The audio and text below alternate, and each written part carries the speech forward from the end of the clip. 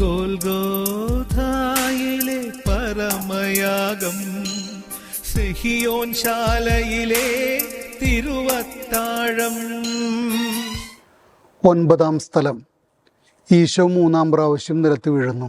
8-ാം സ്ഥലത്ത് ഗ്രീക്കുകാരുടെ വിശുദ്ധ കരലംബോസിൻ്റെ ആശ്രമം നിൽക്കുന്നത് വിയ ഡൊളോറോസയിലാണ്.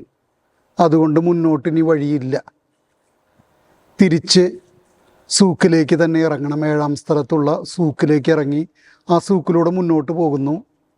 അത് കഴിയുമ്പോൾ വലതുവശത്തേക്ക് 28 പടവുകളുണ്ട് മുകളിലോട്ട് കയറാൻ. ഇത് കോൺസ്റ്റന്റൈൻ രാജാവ് നിർമ്മിച്ച കബറിട പള്ളിയുടെ മർത്തീരിയോൺ നിന്നിരുന്നതിൻ്റെ ഏറ്റവും മുമ്പിലുള്ള മണ്ഡലത്തിലേക്ക് കയറുന്ന സ്റ്റെപ്പുകൾ നിന്നിരുന്ന സ്ഥലമാണ്. ഇതിലൂടെ കയറി നമ്മൾ നേരെ ചെന്ന് മുട്ടുന്നത് കോപ്റ്റിക്സിൻ്റെ പള്ളിയുടെ മുമ്പിലാണ്. അതിൻ്റെ ചുമരിൻ്റെ തൂണിൽ 9-ാം സ്ഥലം എഴുതി വച്ചിട്ടുണ്ട്.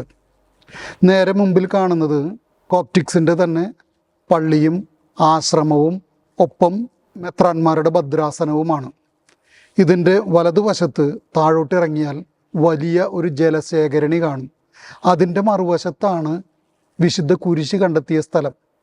നമ്മൾ 7-ാം സ്ഥലം കഴിഞ്ഞ് 8-ാം സ്ഥലത്തേക്ക് കടക്കുമ്പോൾ തന്നെ ചെറിയ കയറ്റമായിരുന്നു. അവിടുന്ന് നേരെ കയറി 9-ാം സ്ഥലം എത്തുമ്പോൾ കാൽവരി തൊട്ട് പുറകിലെത്തി.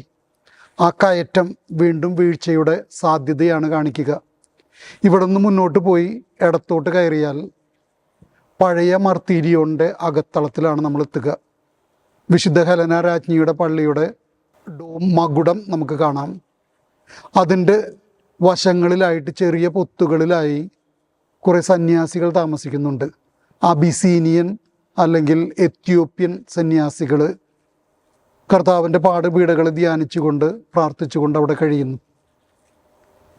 ലോകത്തിൻ്റെ പാപങ്ങൾക്ക് പരിഹാരമായി സ്വയം കുരിശേറ്റെടുത്തുകൊണ്ട് നടക്കുന്ന ക്രിസ്തു നമ്മളോടും ആവശ്യപ്പെടുന്നത് ജീവിത സഹനങ്ങളെ കുരിശിനോട് ചേർത്ത് വയ്ക്കാനും പാപികളുടെ മാനസാന്തരത്തിനായി പ്രാർത്ഥിക്കുവാനുമാണ്. ഈശോമിശിഹായ്ക്ക് സ്തുതിയായിരിക്കട്ടെ. ഗോൽഗോഥായിലെ പരമയാഗം, സിഹിയോൻ ശാലയിലെ തിരുവത്താഴം.